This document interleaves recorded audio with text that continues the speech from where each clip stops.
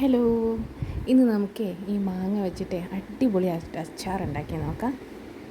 ആദ്യം നമുക്ക് ഒരു ചട്ടി അടുപ്പത്ത് വെച്ചിട്ട് അതിൽ എണ്ണ ഒഴിച്ചു കൊടുക്കാം. നല്ലെണ്ണയില്ലേ അത്. പിന്നെ അതിന് ശേഷം കുറച്ച് വറ്റൽമുളകും കറിവേപ്പിലയും കൂടി ഇട്ട് കൊടുത്തിട്ട് നന്നായിട്ട് ഇളക്കിയതിന് ശേഷം അത് നന്നായിട്ട് ഡ്രൈ റോസ്റ്റ് ആയിട്ട് വരില്ലേ, ചോപ്പ് കളറായിട്ട് വരുന്ന വരെ നമുക്ക് ഇളക്കിക്കൊണ്ടിരിക്കാം. അപ്പോൾ മുളകൊക്കെ നിറം മാറി വന്നിട്ടുണ്ട്. നമുക്കത് കോരി മാറ്റാം. എന്നിട്ട് അതെന്ത് ചെയ്യാം, മിക്സിയുടെ ജാറിലിട്ടൊന്ന് പൊടിച്ച് വെക്കാം. ഐസായി വെച്ച മാങ്ങ നമുക്ക് എന്ത് ചെയ്യാം, ആ എണ്ണയിൽ തന്നെ ഇട്ടിട്ട് നന്നായിട്ട് വറുത്തെടുക്കാം. അത് നന്നായിട്ട് ചുവന്ന നിറമായിട്ടുണ്ട്. ഇനി നമുക്കത് കോരി മാറ്റിയിട്ട് കുറച്ചുകൂടെ മാങ്ങ ഇടാനുണ്ട്. അതും കൂടെ നമുക്കൊന്ന് ഇതുപോലെ ചുവപ്പ് നിറമാവണ വരെ വഴറ്റിയിട്ട് എടുക്കാം.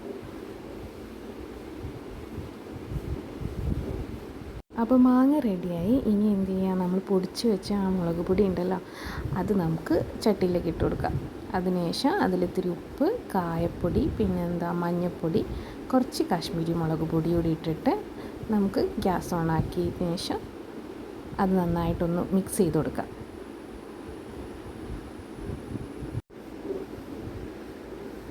മിക്സ് ചെയ്തതിന് ശേഷം നമുക്ക് എന്ത് ചെയ്യാം, നമ്മുടെ മാങ്ങ ഉണ്ടല്ലോ, മാങ്ങ നമുക്ക് ആ കൂട്ടിലേക്ക് ഇട്ടിട്ട് അതും കൂടെ ചേർത്ത് നന്നായിട്ടൊന്ന് മിക്സ് ചെയ്തെടുക്കാം.